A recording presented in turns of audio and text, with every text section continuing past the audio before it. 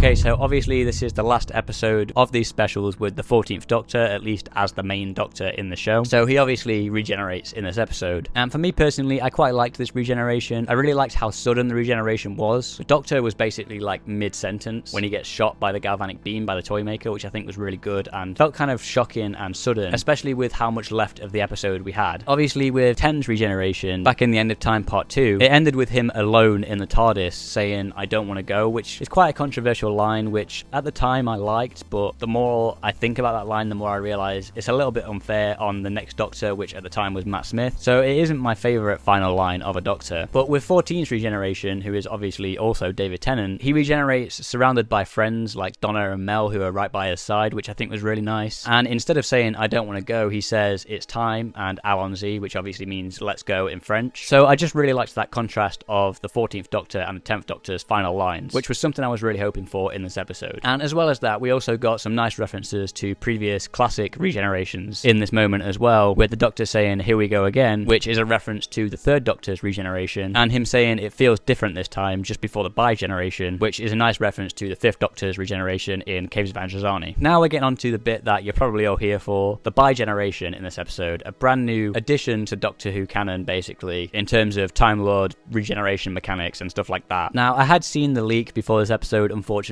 although I had only read it once and I didn't read it again like really close to the episode or anything, so I didn't remember the exact details, but I had read the leak. And while I didn't like the idea on paper of the leak, I do feel like the execution of this concept and this bi-generation was a lot better than I expected it to be from reading the leak itself. It allows us to have a multi-Doctor story for the 60th anniversary specials in a way that we've not seen before, with a future Doctor meeting our current Doctor instead of a past Doctor, which I think was a really interesting thing to do. And seeing David Tennant and Ncuti Gatwa on screen together was really good, and I think they had really good chemistry. And I also seem to be the only person that liked the catch scene in this episode. I just thought it was a really fun conclusion to the episode and a really fun way to beat the Toymaker. And a lot of people seem to be complaining about this idea, being confused as to why the Toymaker isn't able to just catch a ball because of how powerful he is. But this is explained earlier on in the episode with the fact that the Toymaker doesn't cheat. That's the one thing he basically doesn't do. He plays by the rules. The only rules the Toymaker follows are the rules of the game.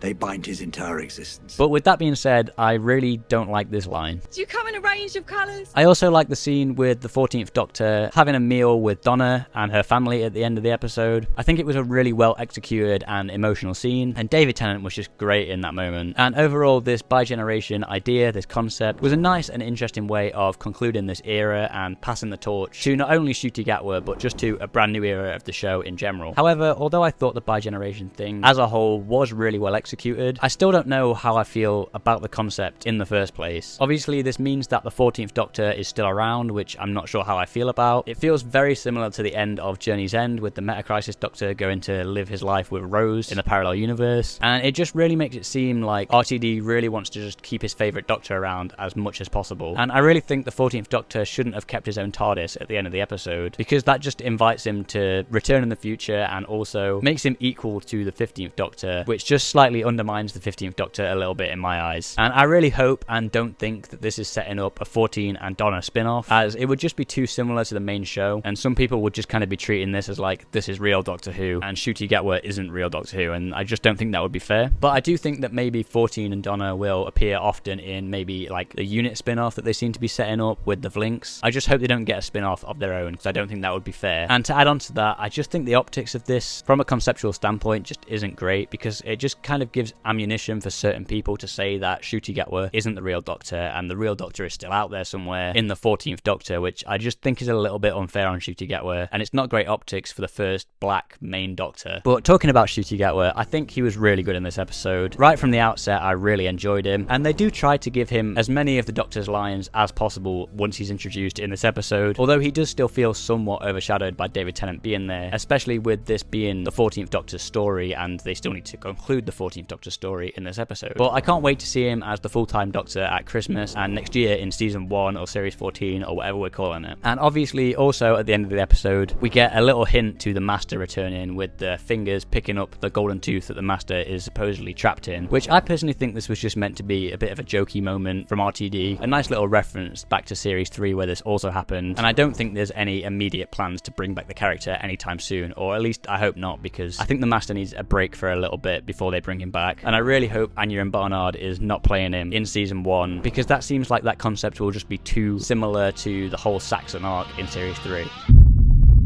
So overall, I really enjoyed this episode for the most part. I'm still not 100% sure how I feel about the bi-generation, just as a concept to begin with in this episode. Although, like I said, I do feel like it was really well executed in this episode. And the more I think about this episode, the more I like it, which is basically the opposite of how I feel about the Star Beast. Basically, the Star Beast, to the most part, I liked as an episode, but the more I think about the ending of that episode, the more I dislike it. Wild Blue Yonder, I've been pretty solid on. Like, I love that episode. There's a few dodgy VFX in there, but for the most part, I think it's really good. And this episode I really enjoyed, and the more I think about it, the more I like it. So that's kind of how I feel overall about the specials. For that reason, I think I'd put the Star Beast at probably a low B tier, possibly even C tier. I'd easily put Wild Blue Yonder at A ranking, and I think I'd put the Giggle at a high B on the tier list. For the first time since 2017, we got a Doctor Who Christmas special with the Church on Ruby Road. This episode sees the introduction of the brand new 15th Doctor, as well as companion Ruby Sunday. But was this episode good?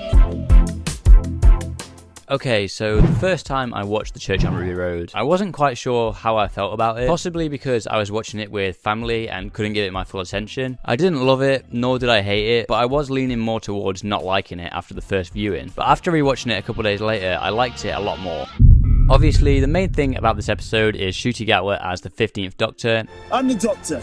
Who I really liked in the role straight away. He feels like the Doctor immediately and is really likable, and I liked how much more emotionally open this Doctor is, especially in comparison to the 13th Doctor, who was quite emotionally closed off. However, I don't feel like Ncuti has had his Doctor moment yet. It comes close with the scene that was requested by Disney, where he's talking to that police officer. If you don't mind, I just got snowman and I would like to go home. But I still don't feel like he's had his proper Doctor moment yet. But I'm sure he'll get that somewhere in season 1, probably in the first episode. Speaking of the Disney requested scene, I'm not sure how I felt about this scene, because although I really liked it and I thought Ncuti Gatwa as the Doctor was great in it, I do feel like it would have had much more of an impact if we didn't see the Doctor properly until he first properly introduces himself to Ruby on the ladder, as was originally intended. But like I said, I did really like him in that scene, so I'm a little bit conflicted there. As for the other brand new main character we got in this episode, Ruby Sunday, I really liked her as well. This is more of Ruby's episode than the Doctor's episode, which makes sense as it's meant to be similar to episodes like Rose, where we follow the story through the companion's point of view and are introduced to them before we're introduced to the Doctor. I also really like Ruby's family. I'm glad RTD is bringing back the domestic aspects of the show that he did so well in his first era, and having a companion's family that we can relate to and get to know over time. I think her relationship with Carla is great, and I love how close they are, especially when we see what Carla's life would be like without Ruby towards the end of the episode. Why would I want a daughter when I'm happy as I am? Then why are you crying? And also, of course, Ruby's grandmother, Cherry. I think she was the best character in the whole episode. She was absolutely hilarious, and I can't wait to see her in future episodes. I've said this before in another video, but I seem to be the only person who actually likes the new sonic screwdriver design. It's a nice, refreshing design, and anyone who's complaining about it not looking like a screwdriver, as if the past few Sonics really looked anything like a screwdriver either, are coping really hard. The intelligent gloves, not psychic gloves, as Ncuti said, were a cool addition to the episode. Their introduction in the story, both when they're on the ladder and when they escape the Goblin's ship, is a really clever and organic way to set up the conclusion to this story. Hiya. Obviously, in this episode as well, we have the Goblins and the Goblin King, which I think were a very interesting and unique addition to the show, helped by the Toymaker paving the way for more supernatural villains like this. And for that reason, I liked how they worked differently to anything we've seen before. It allows for the Doctor to have some fun moments of excitement and joy as he figures out how their technology works. Obviously, we also have the Goblin song in this episode. I had heard the Goblin song before the episode aired, and honestly was dreading watching that moment with my family. He's the Goblin King, yes, the Goblin King.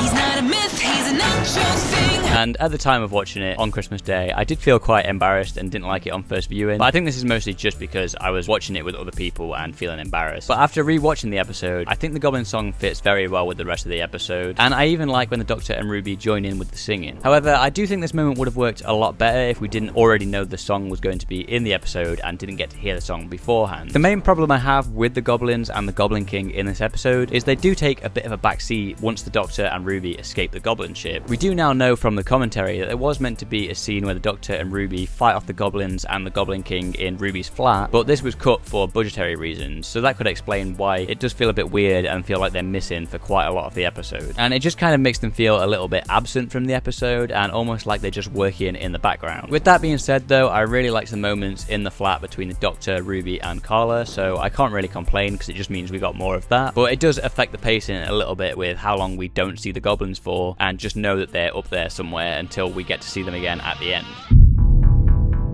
Speaking of the end, the final act at the church, like I said earlier on, I liked how well and seamlessly the intelligent gloves were set up earlier on in the episode. It makes the payoff of this moment a lot more effective and climactic, and it doesn't feel like it comes out of nowhere, and like I said, it just feels like a payoff. However, I do feel like it feels somewhat out of character for the Doctor to just Simon Skinner that goblin without at least trying to negotiate with them or something first. But with that being said, they do eat babies and tried to abduct Ruby and eat her as a baby, so maybe it's somewhat justified. It also feels a bit weird that the goblin ship just disappears, and I wasn't sure how I felt about that on my first viewing. But then again, the goblins are a new supernatural monster that we haven't previously had in the show and are only here thanks to the Toymaker. It does also feel weird that the Doctor doesn't follow the woman who abandoned Ruby at the church, but to be honest, this moment is something we'll likely return to at some point in season 1, as it's probably a big part of the overarching storyline. Also, I haven't yet talked about Davina McCall in this episode. I think she was a fun guest star to have in a Christmas special, but honestly, her acting's not the best, which is fair enough because she is a presenter by trade. I think her death in this episode was a good way to show how much of a threat the goblins can be, and that they're not just slightly mischievous and eating babies. In a normal episode, I probably wouldn't really like the moment where the Doctor goes back to save her from the Christmas tree at the end, but because this is a Christmas special, I think it works just fine. However, I am a bit unsure of how the Doctor knew about what happened to Davina in the first place. I guess we just have to assume that Ruby told him when they were tied up or something like that, or when they were going up the ladder. Maybe there's a deleted scene for that somewhere or something. And obviously, finally, this episode ends with Mrs. Flood breaking the fourth wall directly to the camera about asking if you've never seen a TARDIS before. Never seen a TARDIS before. Which I did feel like was a little bit weird and out of place, but I guess we'll just have to see what her character turns out to be in the future. Maybe this is just something she does and we don't quite know who she is yet, but even with that being said, it did feel a little bit weird and out of place. And at the very end of this episode, we got a first look at Doctor Who Season 1, airing in May 2024, with a very short trailer.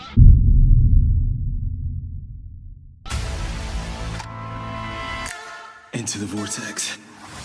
So we open with a close-up on the 15th Doctor's eyes. This obviously doesn't give too much away, but this is then followed by another shot of Ncuti Gatwa as the 15th Doctor looking at something that we don't get to see, with a couple of people in the background. One of them looks like it's Ruby Sunday, just over his shoulder, and the other character we can't make out who it is. Chances are it's probably just a brand new character for whatever episode this is, probably episode 1 because of the outfit that he's wearing, but I have seen some people speculating on Twitter that this could possibly be Martha Jones, although even they don't think it could be that. But it's not completely out of the realm of possibility. I would love to see Martha return, and chances are she is still working at UNIT, which we know are going to feature in this season and just recently featured in the 60th anniversary. We then see the 15th Doctor running down a corridor, which I assume is part of the 60s episode with the Beatles. This could even be like the entrance to Abbey Road Studios before you get into the studio itself or something like that. I do believe it's for that episode, which we now know is called The Devil's Chord, and I think it's also the episode with Jinx Monsoon in it as well. We then have a shot of the 15th Doctor and Ruby Sunday in the TARDIS with the same sort of lighting we saw in the Sonic Screwdriver reveal video, which I think is really cool lighting, the kind of blue and red lighting of the TARDIS. Although I think we're going to get multiple different variations of the lighting in the TARDIS, which is going to be great, similar to his outfits. And the Doctor says into the vortex and pulls the lever of the TARDIS to take off. They are in some quite interesting outfits during this moment, which I'm not really sure what it indicates. It's almost like army or tactical, like with a whistle around his neck as well. I'm pretty sure they also have cargo trousers on from what we saw in filming as well.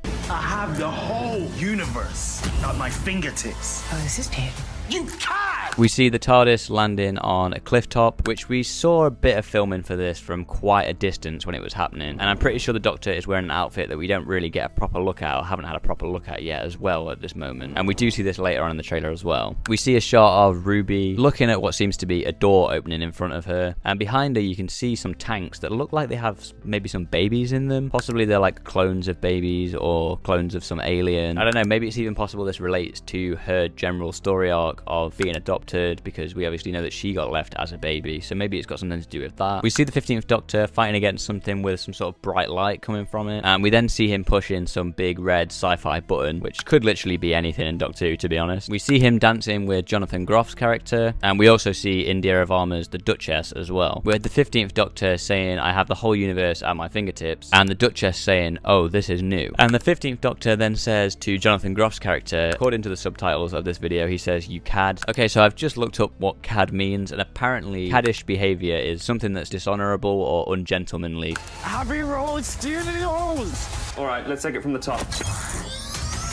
We then see the 15th Doctor and Ruby Sunday in their 60s outfits in the TARDIS with the purple lighting, probably dancing to some Beatles track on the jukebox that they have in the TARDIS, followed by them walking down Abbey Road with the Doctor saying Abbey Road Studios, which we get another look at later on in the trailer. This is followed by a shot of the Beatles in Abbey Road Studios with their producer saying, "Alright, let's take it from the top." We do know from what Russell has said in, I think it was the Imagine documentary, that there is a big high stakes fight sequence that happens in Abbey Road Studios during the episode The Devil's Cord, so it'll be interesting to see what that's all about. This is then followed by a shot of what I assume is the 15th Doctor standing on some sort of sci-fi landmine or something like that, which seems to activate with these green lights on it. Ruby, there are powers beyond the universe. Are you getting scared because you're just babbling now?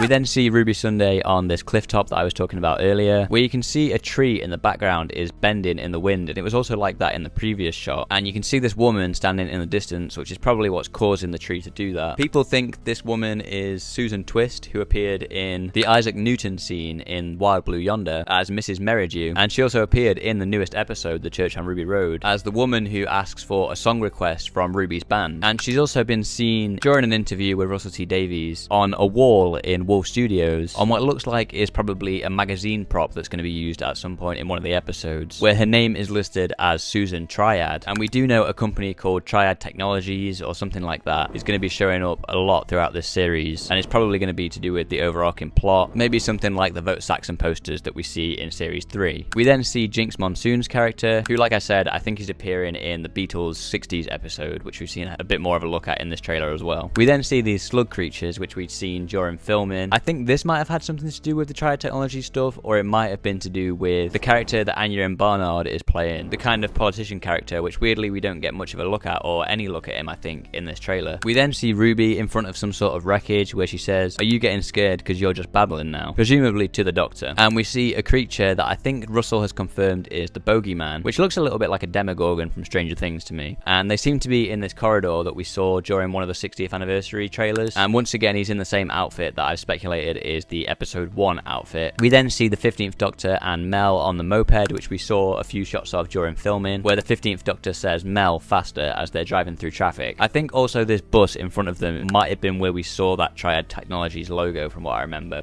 No job, no boss, just fun. Classic!